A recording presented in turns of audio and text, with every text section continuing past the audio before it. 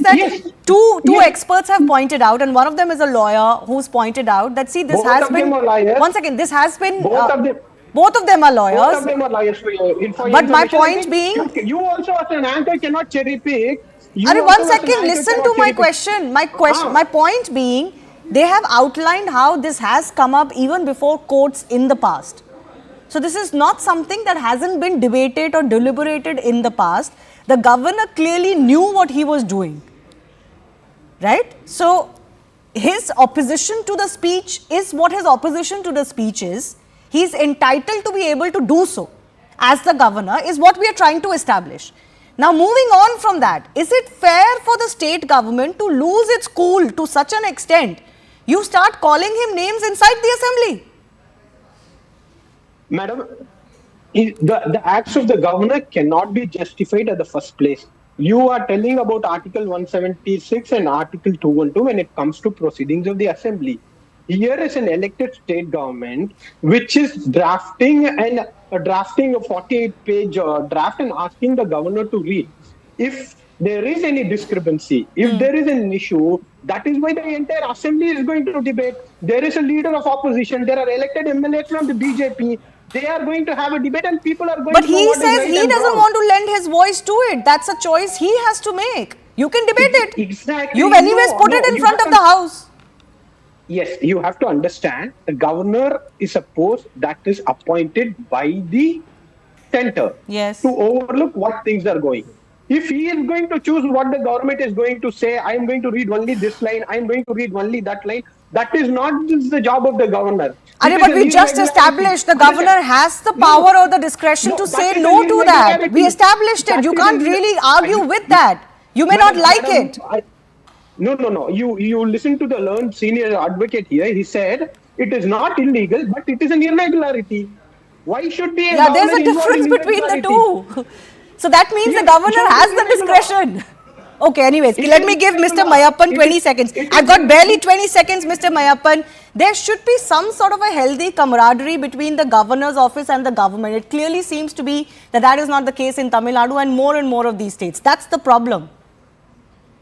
See, the governor could have gone with the same routine that he did in 2023, where he went about just skipping certain portions and reading certain portions. But the governor wanted to leave that animosity aside. He wanted a clear position where he categorically stated that I do not agree with it. Therefore, I am not going to read it. Therefore, my advice is that I will first read the Tirukkural from Saint Thiruvalluvar, and then I will advise the legislature saying, give you best wishes to address issues of the people, but the speaker shall read out. And that's the reason he sat through the entire sitting when the speaker read out, and he stood up for the national anthem, which you brought out as well. But subsequently, the national anthem was not sung, but instead there was a political remark made at the governor's address. Okay, I have to leave it at that. Clearly, situation is not very good as far as the relationship is concerned. That is really what is emerging in many states, and that's the crux of this. But the governor certainly not insisting instead that he is going to dissent wherever he chooses to do so. Time for me to take your leave. Thanks a lot for watching. The Hard Facts is coming up next.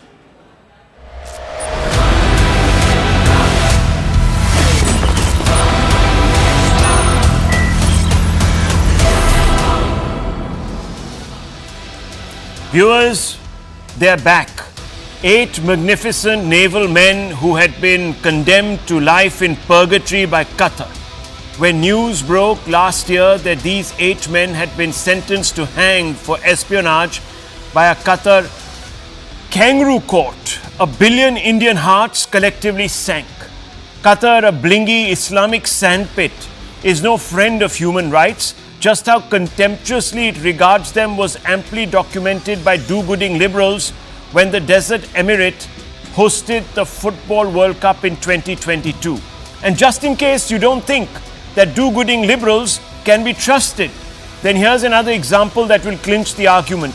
As the Football World Cup progressed, Doha reportedly and laughably enlisted Zakir Naik to preach Islamic values.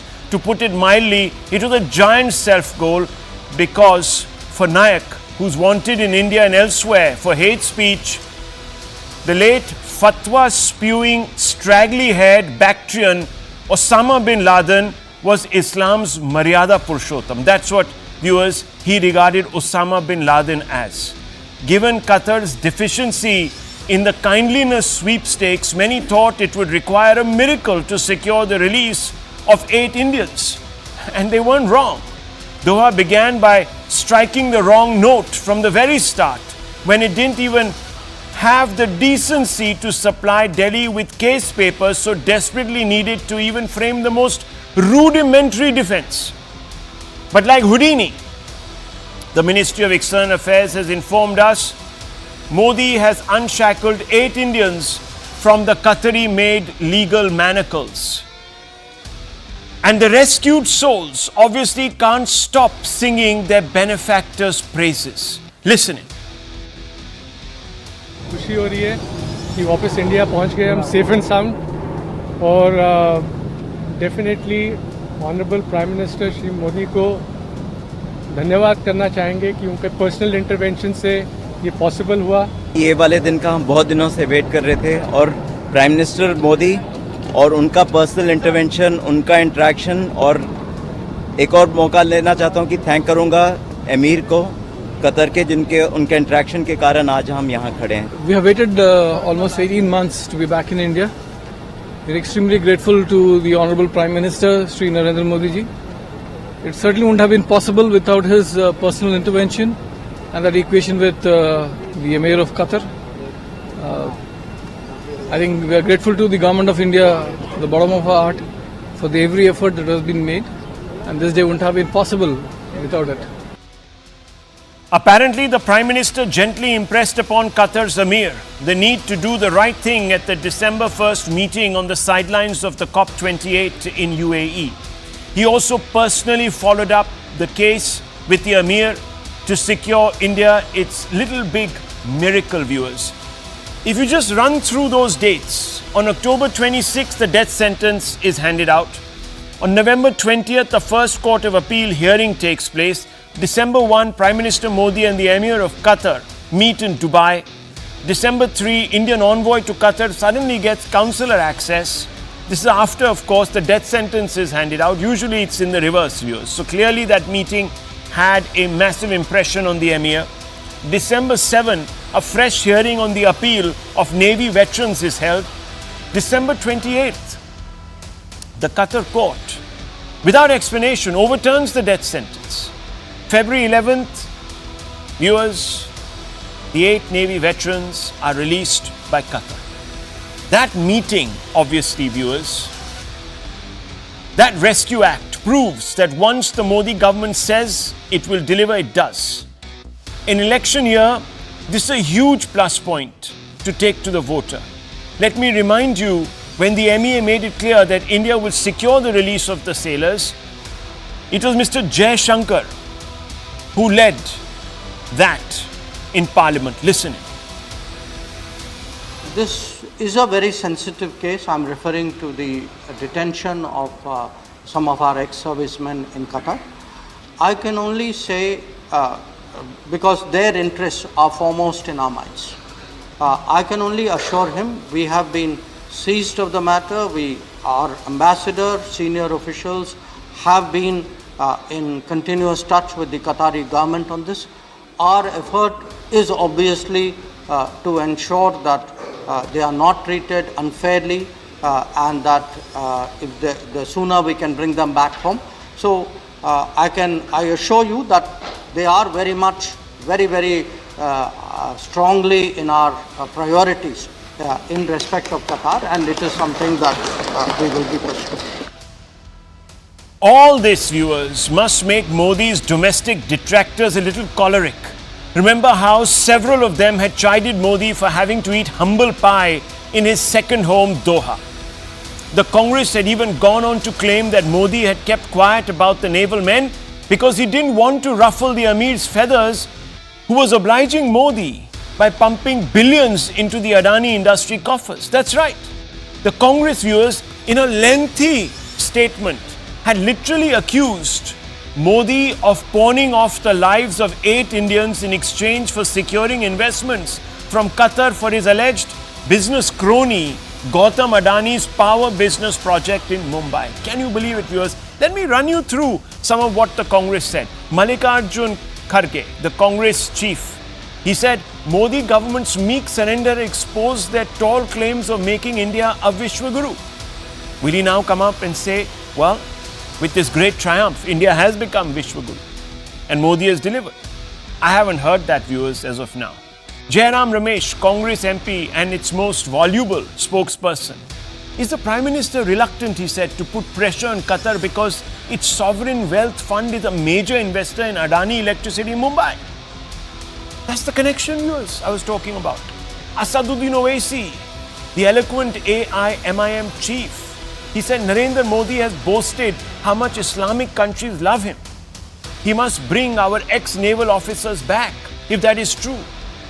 Manish Tiwari, the once INB minister in the UPA and Congress MP, said NDA, for all its muscular nationalism, has completely failed to protect the dignity, honor and lives of our ex-servicemen. The BJP is singing hosannas, obviously, to Prime Minister Modi, saying that Modi equals 100% guarantee. What he says, he guarantees, he delivers. Listen in to the MEA, which said the Prime Minister was personally involved in monitoring all developments. Listen in, viewers. Honorable Prime Minister has himself personally, constantly supervised all the developments in this case and has never shied away from any initiatives that would ensure the return of Indian nationals back to home. We can talk of different frames and terminology, like Sridhar you mentioned, whether it's a release or a pardon, etc. But I think we should see the facts for what they are. 7 of the 8 Indian nationals of Dahra case are back in India, back to their homes. As I said, we are extremely gratified about it and appreciate deeply the gesture of the Emir of Qatar for the release. Viewers, of late, India has lived a charmed life diplomatically. Thanks to the NDA's diplomatic dexterity, we have been able to buy Russian oil without upsetting our Western friends who had imposed sanctions upon Putin's regime for pursuing the invasion of Ukraine. The NDA has been able to get away by rightly declaring the October 7 attack on Israel as a grievous terror assault, depriving the Hamas of its victim card and its Gulf nation sponsors of a fig leaf. In fact, ties with the Middle East couldn't be better, as Modi has demonstrated by getting Qatar to do Delhi's bidding. On February 13, that's tomorrow, he's even going to the UAE to inaugurate the largest ever Hindu temple to be built in the Gulf. Modi has even been able to play Paris onside despite India becoming a member of Indo-Pacific groupings like the AUKUS and the Quad that effectively bundle France out of the Indo-Pacific. The Europeans have been defanged as they solicitously posed questions about India's allegedly patchy human rights record in Manipur and their favorite hobby horse Kashmir. Over in the Far East and along the LAC, Chinese tactical adventures, or should one say misadventures, are appearing spectacularly disjointed as Beijing reels from some unexpectedly bruising encounters with India, both on the battlefield, quite literally, and in diplomatic fora. Nonetheless, all this Indian diplomatic daring-do can be chalked down to a phenomenon called diplomatic exceptionalism. That, simply put, is when one country repeatedly gives benefit of doubt to another because it has a lot to lose if it doesn't. This has come about not only because of a factor of geography. India is, of course, seen by the Chinese-obsessed West as an irreplaceable pivot to the Indo-Pacific, but also, viewers, very importantly, because of its immense economic muscle that is now only growing. India's attractiveness as an onshoring and friendshoring investment destination and the lure of its market means that it can now frame its ties with global heavyweights on its own terms. Modi guaranteed he would turn India's fortunes around if voters gave him a majority, and on the back of evidence, it is becoming increasingly difficult to deny this. Viewers, I always give you the hard facts. I'm going to run you through some very important ones to get you closer to the truth. It is very difficult, viewers, very difficult to get citizens back from another country, especially if they're charged with heinous crimes, especially crimes like espionage. But viewers, in theatre after theatre, whether Indian citizens were stuck because of extenuating circumstances or because they were criminally charged up, Mr. Modi and his government have been able to deliver. Operation Rahat 2015, Indian forces evacuated 4,748 Indians, 1,962 foreigners during the Yemen civil war. Operation Maitri, rescue and relief operation in Nepal. Following the 2015 earthquake, Indian Army successfully evacuated 170 foreign nationals. Operation Sankat Mochan. There's a huge list of all of these. Viewers from all parts of the globe.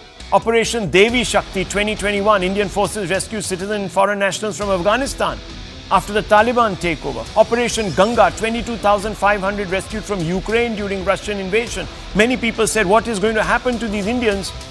And Modi said, trust me, I'm going to do it. And he did. Operation Kaveri 2023, 3,961 Indians and 136 foreigners rescued from conflict-hit Sudan. Viewers, he's delivered on all his electoral promises. The mandir, well, that's being built and has been built, viewers.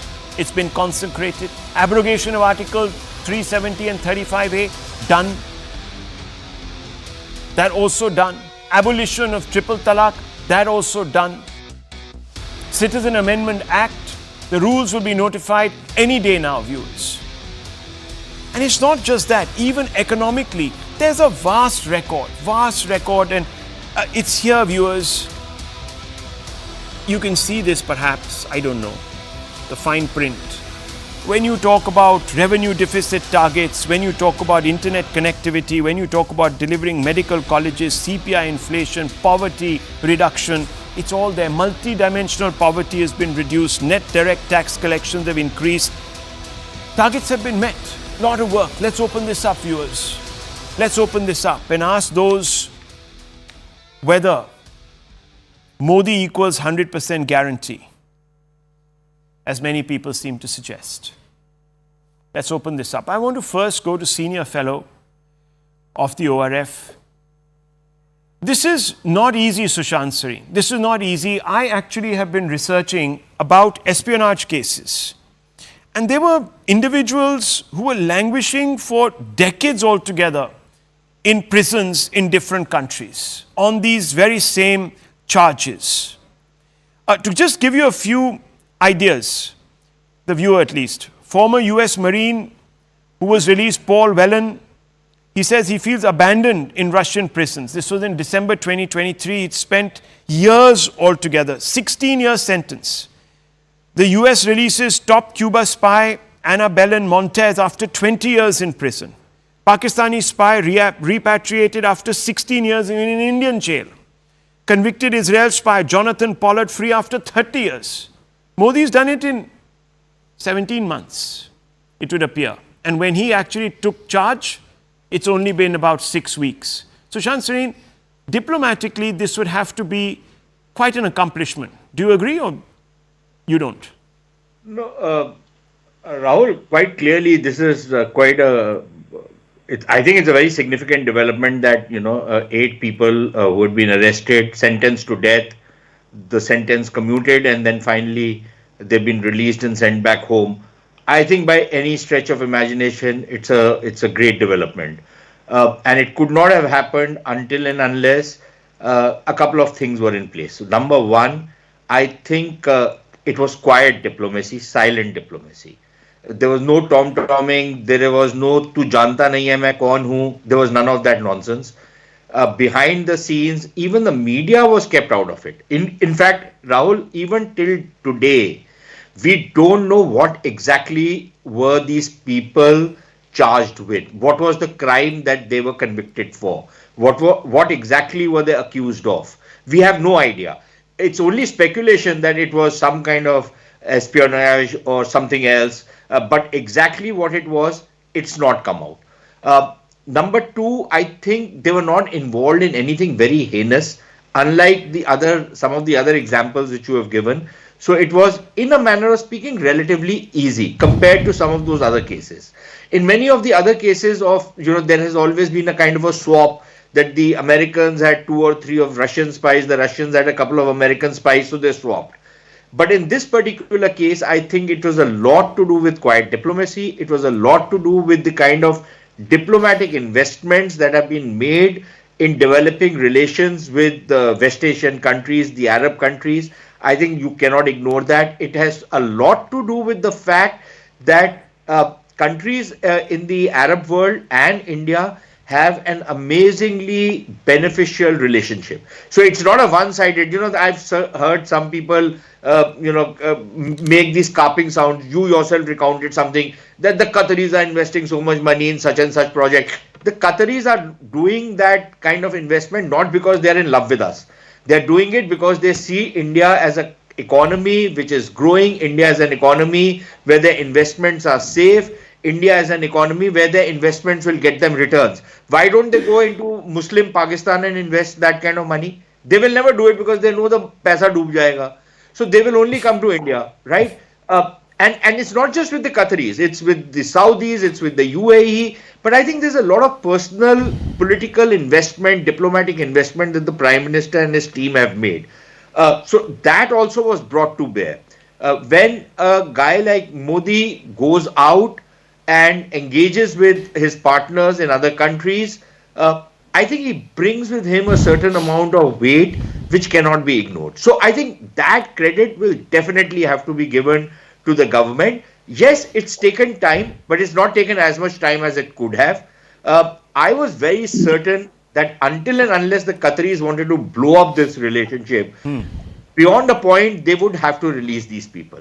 But it required quiet diplomacy on the back, let things cool down. Thankfully, the media was kept out of it. With all due respect to you and your brethren, the media was out of it. So there was none of that, that halla gulla which happens in the media. Yeah, losing face and this, that, the other. And very importantly, I mean, when you think about the facts on the ground, Qatar was one of the first countries to actually have got upset with India.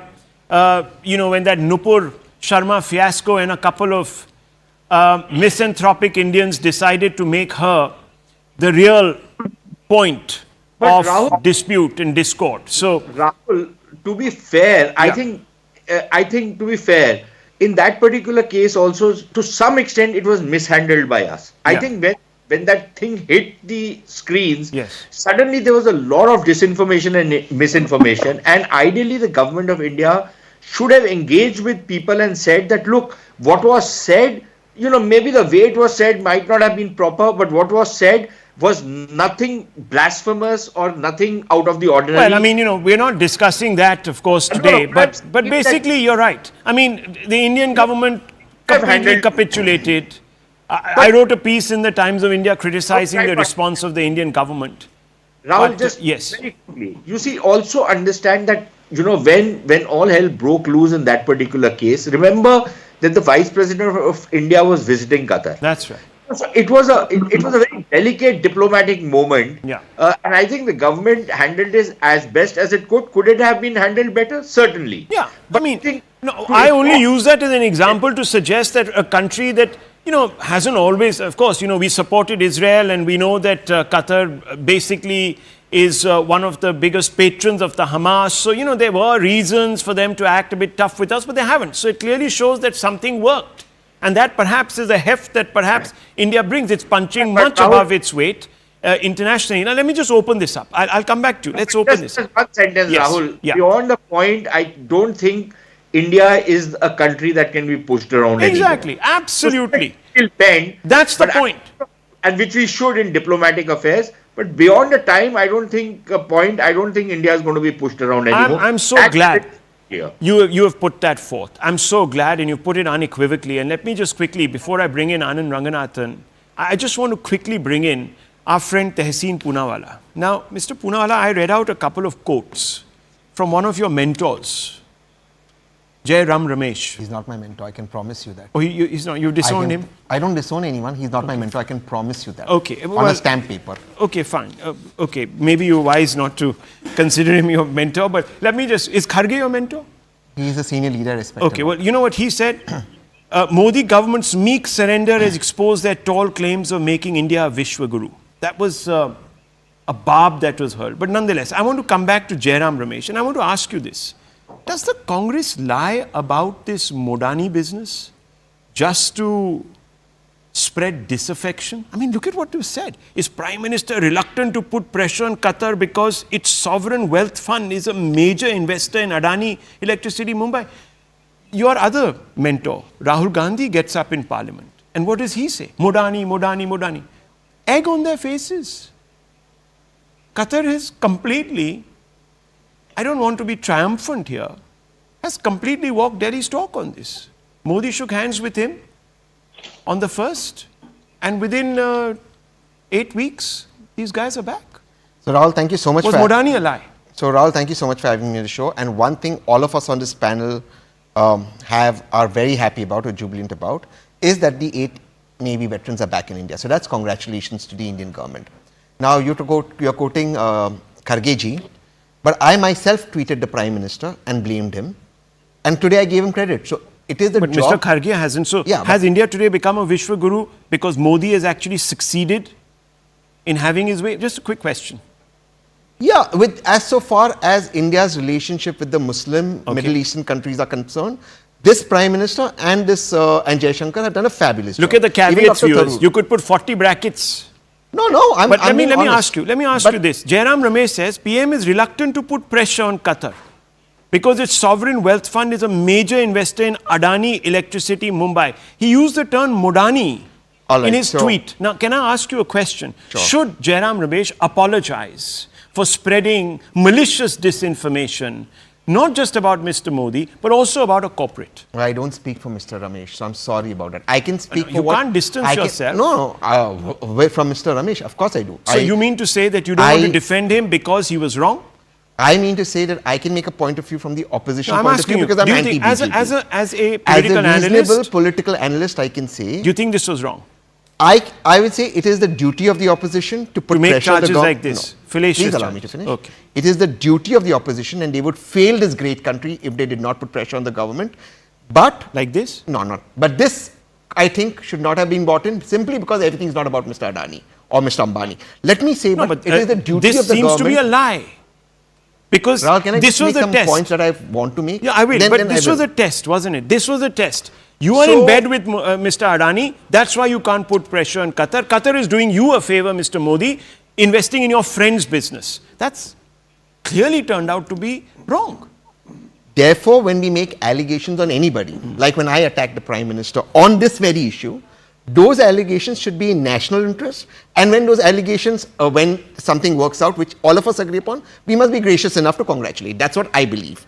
Not apologize. Now, the opposite. Not apologize. I didn't make those statements, but if... No, if, I'm talking about Jairam Ramesh. Should he apologize? Well, did the BJP apologize for You see, trying to the scatter Prime the Minister nuclear has deal? talked in his own, The and you nuclear heard deal. that speech. The nuclear He deal. constantly talked about cancel culture, Congress cancel culture. They just criticize me for the sake of it. They lie most of the time. That's not true. That's not true. The Prime Minister also exaggerates. Please allow me to have my say. Okay. On what point? I'll tell you. These 8 ex-Navy veterans were arrested around October 2022. They were all imprisoned. So August 2022, this broke out. This went to our High Commission. October, they were arrested. They went home. I don't want to get into details. Since October, until the opposition did not raise their voice forcefully, nothing moved. Now, I'm giving complete credit to the Prime Minister, but it is my duty as... Just allow me. I barely had to say. Please allow me, and then you guys can. Now, as I'm giving complete credit to my Prime Minister that he got them out. But the opposition had to raise the voice. The writing. Can I ask you one last question? My God. Please. Look at the voice they raised. Please. Look at the voice. Please Manish allow me. Tiwari I'll says... take 30 seconds more. Just 30 seconds more. Where are the Italian Marines? Prime Minister Modi won an election promising to bring justice to the Kerala fishermen killed by the Italian Marines.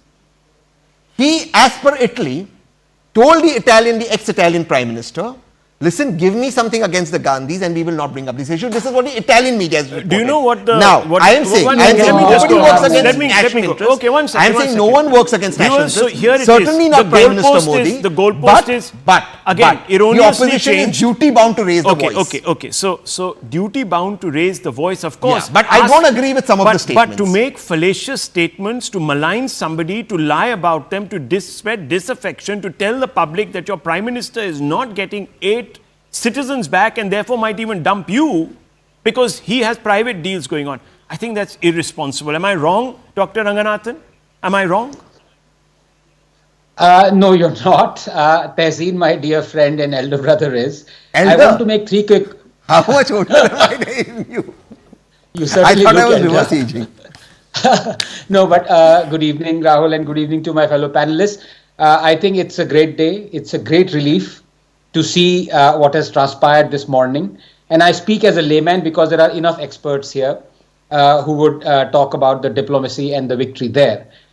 Three brief points. Number one is on diplomacy of what a layman understands. The other is the politics. And a third, I would like to correct a lot of misinformation that unfortunately has come out of my good friend Tehseen. On diplomacy, I think it's absolutely fantastic. As I said, everyone is ecstatic about what has happened.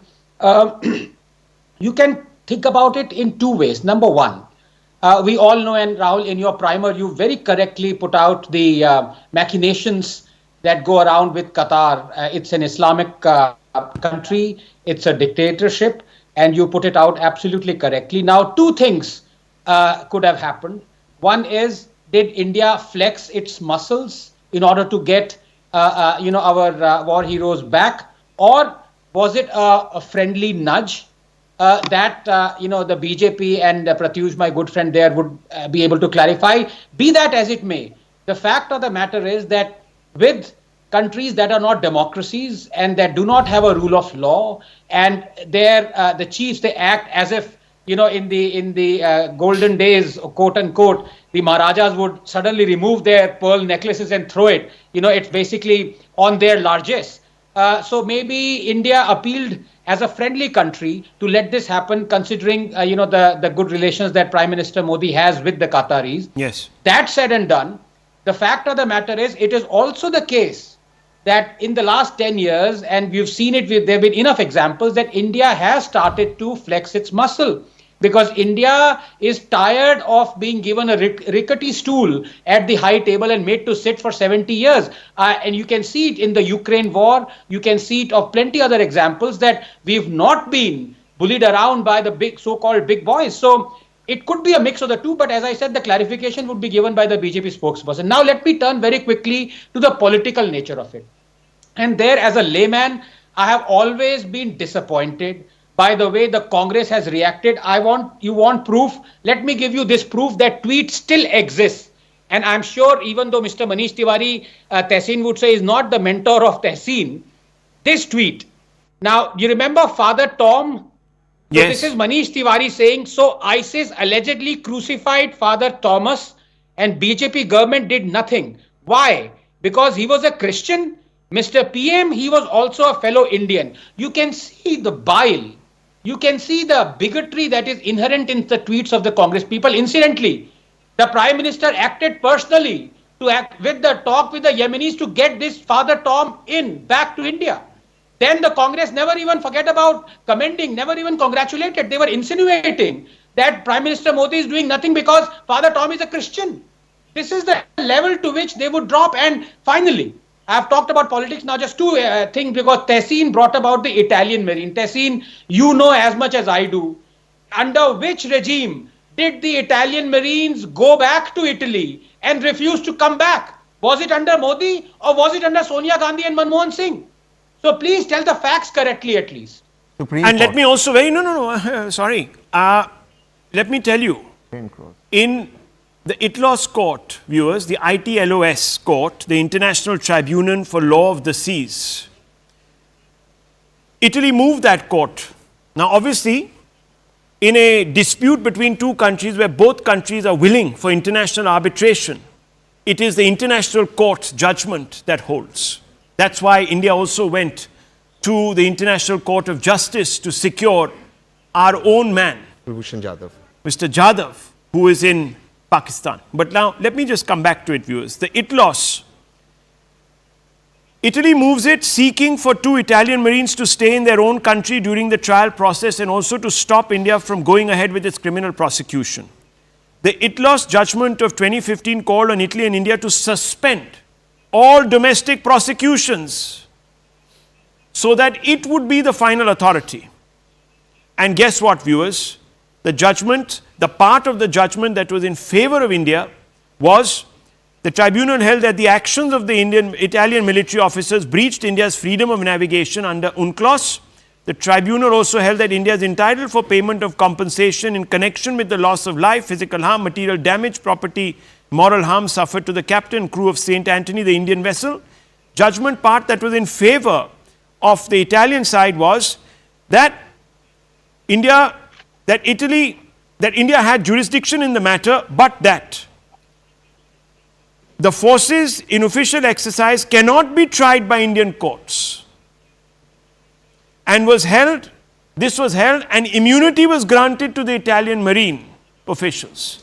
Yes, sir, but India had jurisdiction. Viewers, no, sir. Yes, that's what the judgment matter says. is there. The matter is there. Yes, of course, I'm saying that India had jurisdiction. But the Prime Minister promised to bring them back. I agree with you. This is very wrong. I This is very wrong. judgment. This is very, very wrong. This is very wrong. I raised this point. Allow me a point of Italian order. position that the Marines, being members of the Italian armed forces in the official exercise, cannot be tried by Indian courts, was held and immunity was granted. And I respect that. So but you must allow me one point of order. Just one point of order. I'm sorry. I'm not. No, just one point of order. I'm only This is going away from this story. No, we're not. I just want one point of order. I completely accept this. Except when the UPA government said the same thing, that it was because they have armed forces. Prime Minister Modi said, no, I will bring them back. Why did Prime Minister Modi mislead? That's the question. He didn't lie, sir. He tried his level best. He lost. Yes. He lost. And we respect he that. tried his level best. No, you don't respect that, because in these other matters, excuse me, sir, Jairam Ramesh was not making a fair point when he said the PM is reluctant to put pressure on Qatar because its sovereign wealth fund is a major investor in Adani Electricity in Mumbai. So either Jairam Ramesh is lying, viewers, or he owes the Prime Minister an apology. Rahul, just 5 seconds. Yes. Just 5. Because Tessin was talking of, these issues. I want to ask him a very simple question. Tessin, who allowed Warren Anderson to escape? The Congress government. Yes. And who picked up the soil from Bhopal, from the Union Carbide plant, and held it like this and said, look, I am not dead. There's nothing wrong in it. I have no idea who did that.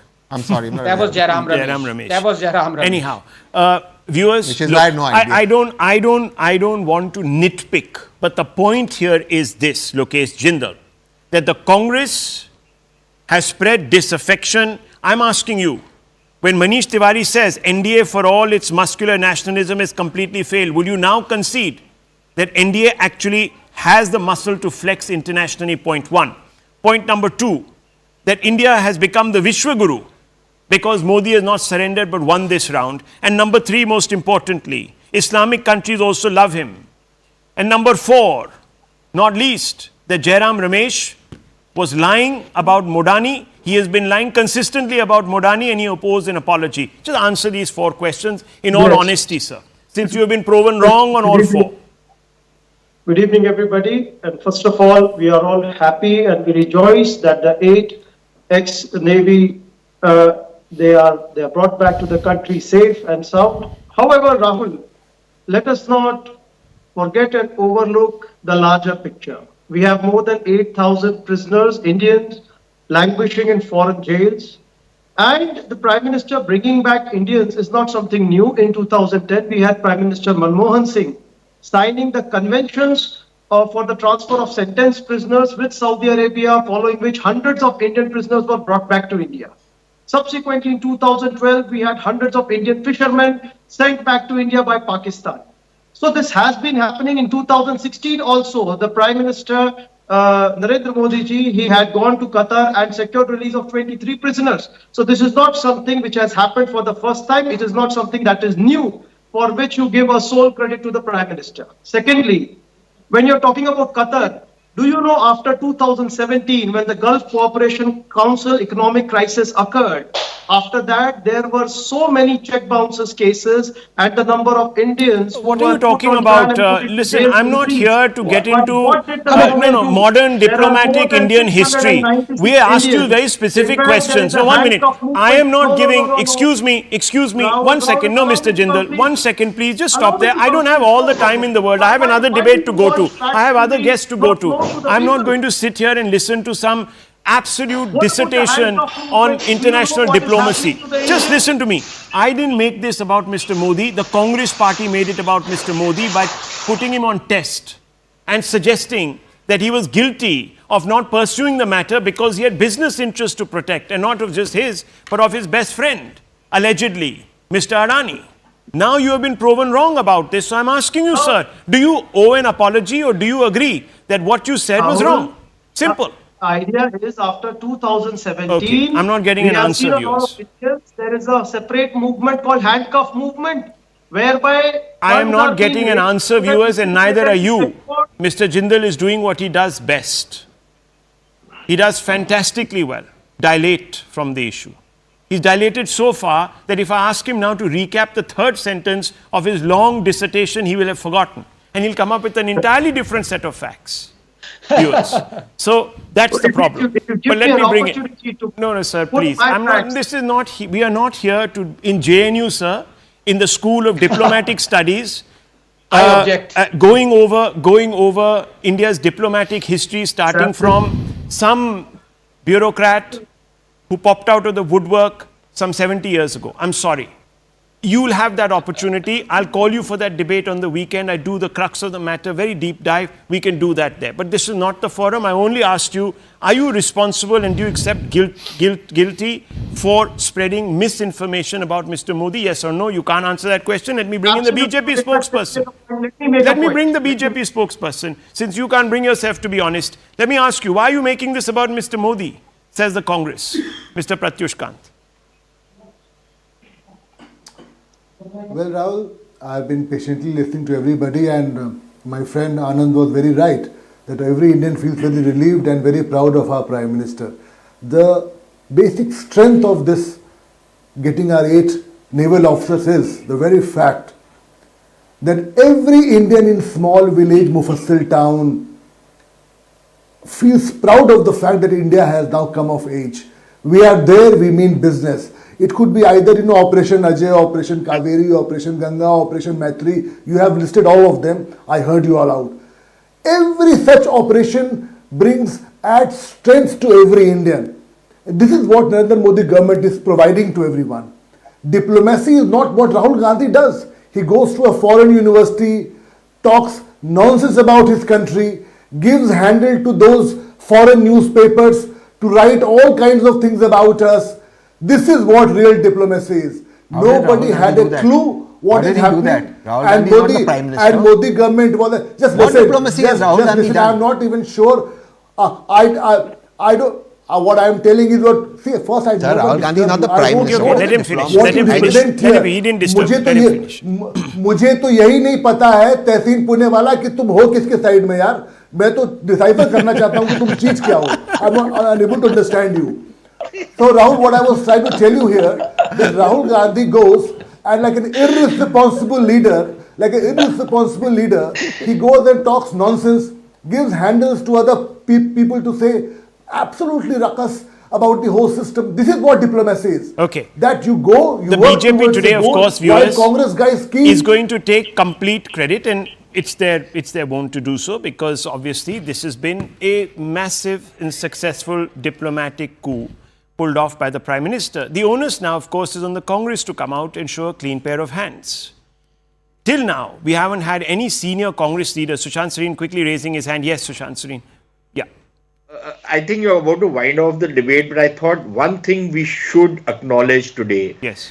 Indian governments were notoriously negligent of Indian citizens, especially individuals who were caught in some kind of problems in the past. Yeah. I think if there's one person who deserves a lot of credit for turning the focus of Indian diplomacy to take care of Indian citizens abroad, it's the late Sushma Swaraj. I was about to say that. Very good point. Sometimes we used to mock her that she should have been the Joint Secretary, CPV division, but that was uncharitable. But the fact of the matter remains that the amount of interest she took and the responsiveness and the clarity with which she think that's a very valid point, and it's the right time to make it, viewers. So many times we were reading about headlines about how America would swoop in and pick up their citizens from disaster zones, and we'd say, "Hamara kya hoga? Ye American kar lete hain." Well, viewers, today you're probably one up on the Americans. They're still stuck trying to get their people back from Russia. Good luck to them, but ain't going to happen. Let's move on, viewers, because you will remember the furor that erupted when The convicted rapists of Bilkis Bano were arbitrarily freed. The uproar, and it was justifiable, was necessary to correct an act of political and moral expediency. Contrast that full-throated cry for justice with the deafening silence in the left ecosystem bastions when the Tamil Nadu DMK coalition government has been linked with the decision to free the murderers of 58 innocents. These convicts were responsible for twin blasts in Coimbatore in 1998. More than 250 plus people were injured in these murderous blasts, allegedly aimed at assassinating LK Advani, who has now, of course, been conferred with a Bharat Ratna. Viewers, you know the sequence. We've gone over it. IEDs were placed. Al-Umma leaders and S.A. Basha and Muhammad Ansari, the prime convicts, were jailed. Madras High Court upheld the conviction of 18 in 2009. Supreme Court denied bail to some of these convicts, calling the crime atrocious. But viewers, suddenly Mr. Basha finds himself out. The convicted killers then have taken to the airwaves to give interviews to thank Chief Minister of Tamil Nadu. Muhammad Ibrahim, released convict, says, I was in prison for over 25 years. Now I'm finally free. I want to thank the state government for helping me. Sahul Hamid, released convict, says, as promised, they took all the steps to ensure our release. Only after DMK came to power, we were hopeful. The thanks are not out of place because the state government got the convicts out despite the Supreme Court having denied them bail. In an impassioned verdict, it said, look at what you have done, you people. 58 people have been killed. The nature of crime is an important factor when considering bail. There are concurrent findings by 2 courts of your guilt. It's an atrocious incident. Now you're asking us to look at individual roles. Sorry, we cannot do that. The BJP state chief Annamalai has hit out at the DMK for appeasing terror. This is big breaking news coming in, viewers. This is what he has said. BJP Tamil Nadu is strictly condemned. And not only do we condemn, we believe the people of Tamil Nadu are against this act of the government to try to release these people early. Only in 2022, just before Deepavali, a suicide bomber targeted the city of Coimbatore. Fortunately, only the suicide bomber got killed and none of the people got injured or killed, the common people. And the NIA is still writing multiple charge sheets filed. Even day before yesterday, the NIA has written, arresting multiple people of the same module, ISIS inspired module. Now they want to release these people. I clearly don't know what the DMK's mindset is. If there is some... Well, I clearly don't understand the DMK mindset, linking it to appeasement politics, viewers. There is, of course, an undercurrent here, political undercurrent. Let's open this up. Dr. Ranganathan, I want to bring you in first. What do you make of this absolute craven supplication before the god of appeasement politics?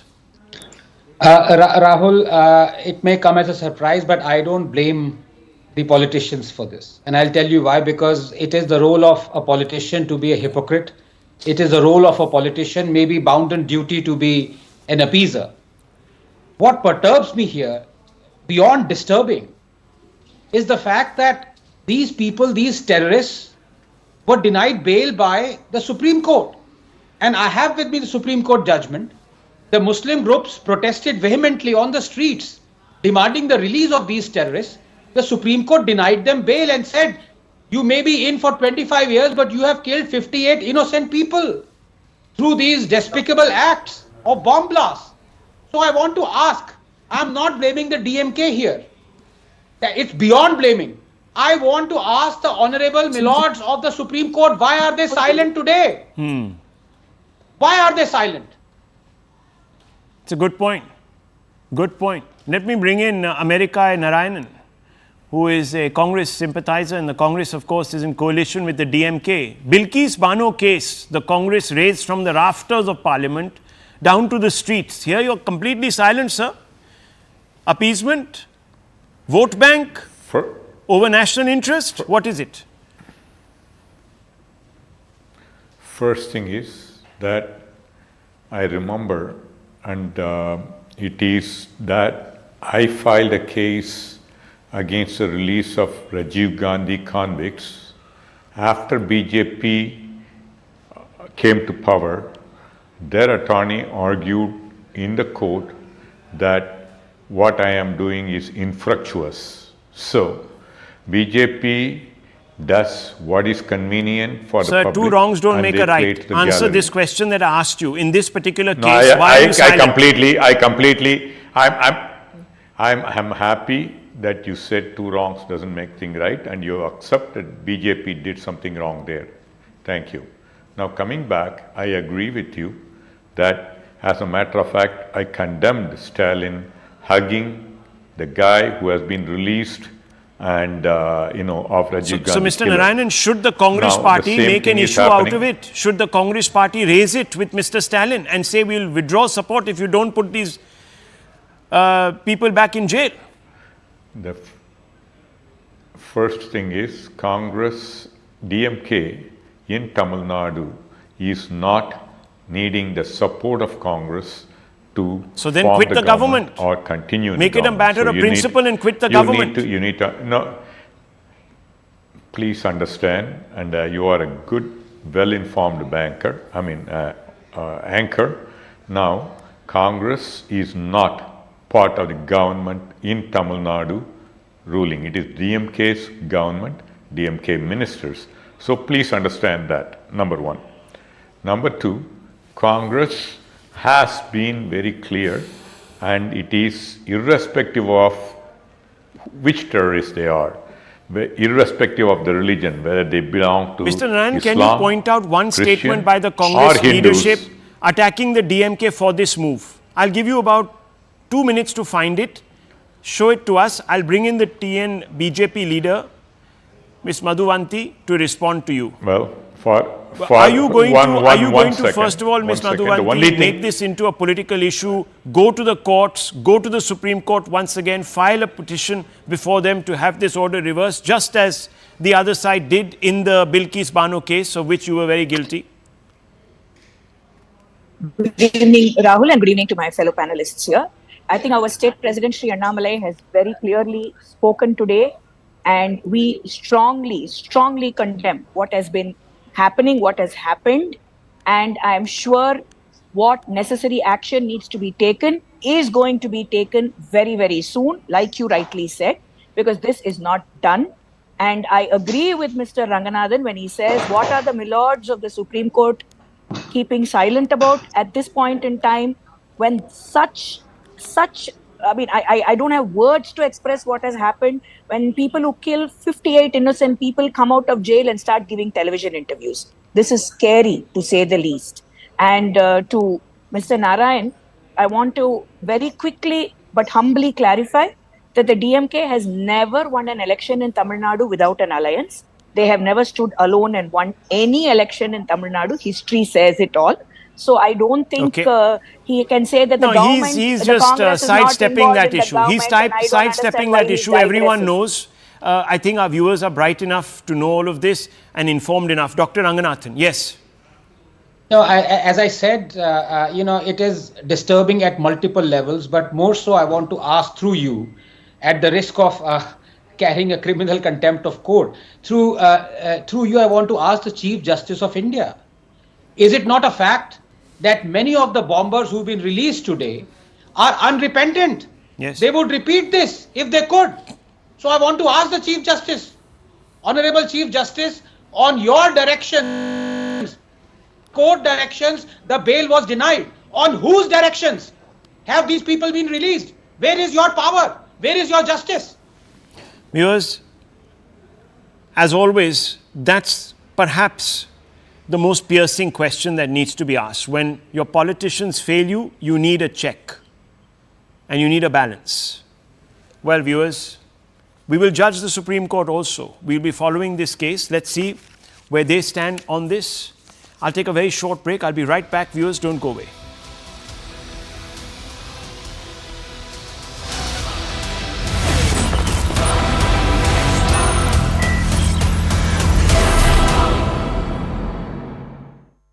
Co-powered by really helped achieve this major achievement, where 8 Indian Navy veterans were under the Qatar in Qatar's jail, and there were some serious charges against them also that had resulted in some of them with a harsher punishment, but now we know that all of them have arrived all of them have been released, and 7 of them have already arrived in Delhi. Definitely, Abhishek, and it's a big example of the relationship that India and Amirs of Qatar actually share at the moment. Have you received any, reaction coming in from the government of India thanking maybe Qatar for releasing all these Navy personnel?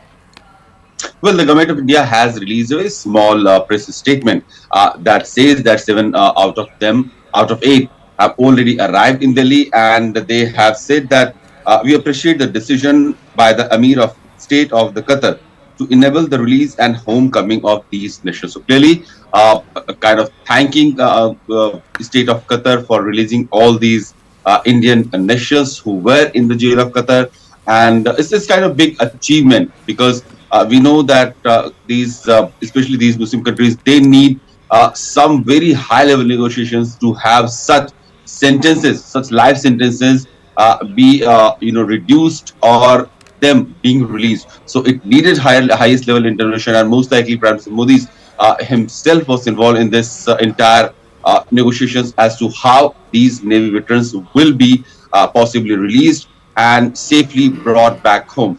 We have already seen in the last few years, many times Indian nationals, whoever have been trapped in wherever, in whichever part of the world, Indian government has tried to bring them home safely, be it the evacuation in Yemen or in Russia-Ukraine war, or we have seen happening in Sudan also, where this conflict has risen. So Indian government has always taken care of all these people who have been struck in whichever part of the world, and this is another example where these 8 Navy veterans who were a part of some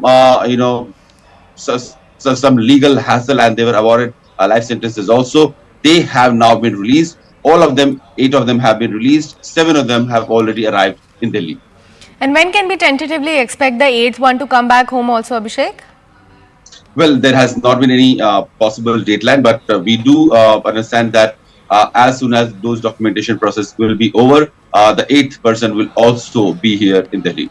Definitely, Abhishek. Thank you so much for bringing us all those crucial about that good news as far as the relationship between India and Qatar is concerned. Well, it's about a huge diplomatic victory for India. The 8 former Indian Navy personnel detained in Qatar have been released by Qatar court. We are learning that 7 out of them have returned home already. The government of India has welcomed the release of these Navy veterans. 7 out of the 8, ladies and gentlemen, have returned to India and have been welcomed by our government as well. Take a look at some of the reactions that we have received from ground. खुशी हो रही है कि वापस India पहुंच गए हम safe and sound और definitely honourable prime minister Shri Modi को धन्यवाद करना चाहेंगे कि उनके पर्सनल इंटरवेंशन से ये पॉसिबल हुआ। ये वाले दिन का हम बहुत दिनों से वेट कर रहे थे और प्राइम मिनिस्टर मोदी और उनका पर्सनल इंटरवेंशन, उनका इंटरेक्शन, और एक और मौका लेना चाहता हूं कि थैंक करूंगा अमीर को कतर के, जिनके उनके इंटरेक्शन के कारण आज हम यहां खड़े हैं। We have waited almost 18 months to be back in India. We're extremely grateful to the Honorable Prime Minister Shri Narendra Modi ji. It certainly wouldn't have been possible without his personal intervention and that equation with the Emir of Qatar. I think we are grateful to the government of India, from the bottom of our heart, for the every effort that has been made, and this day wouldn't have been possible without it. CNN News 18's Abhishek Jha is joining us live on the broadcast, who has been tracking this story very, very closely. Abhishek, it's a very good step that has been taken. People are actually congratulating Prime Minister Modi and his diplomatic relationship with Qatar as well. But my question to you is about that 8th person, because we are learning that only 7 out of 8 have returned home. What about the 8th one? It's some diplomatic or documentation work that is pending, and that is why, because the one of the person has not returned. But the good news and the huge diplomatic achievement for India's diplomats from both in Delhi and Qatar is that these 8 Navy veterans who have been languishing in jail of Qatar for about 18 months and who were sentenced already, now they have been released, and all of them will be in Delhi very soon. 7 of them have already arrived, and they have we just heard them thanking Indian government and the diplomatic outreach to the Qatar's Amir. We have all seen how during the COP summit, Prime Minister Modi had a small interaction with the Amir of Qatar as well.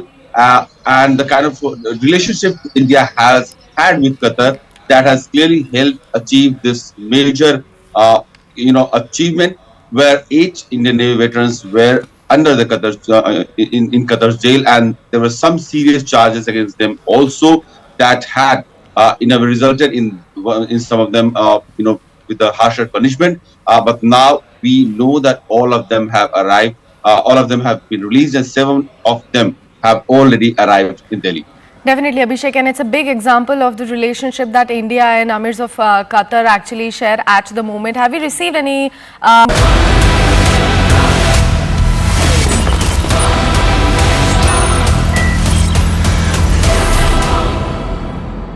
Chintan, how is the excitement, how is the josh ahead of Prime Minister's arrival? There is too much josh, and that has been the case since the day it was announced that our Honorable Prime Minister is going to be here. You can see the excitement all around, all team are working together in tandem, and this is the first time that the Indian community in UAE is organizing this entire event by each other's collaboration and ensuring that all different representation of entire country is done here for this. How many people are going to participate and what is the strength of the spectators that the organizers are expecting? So we got registration 65,000 plus people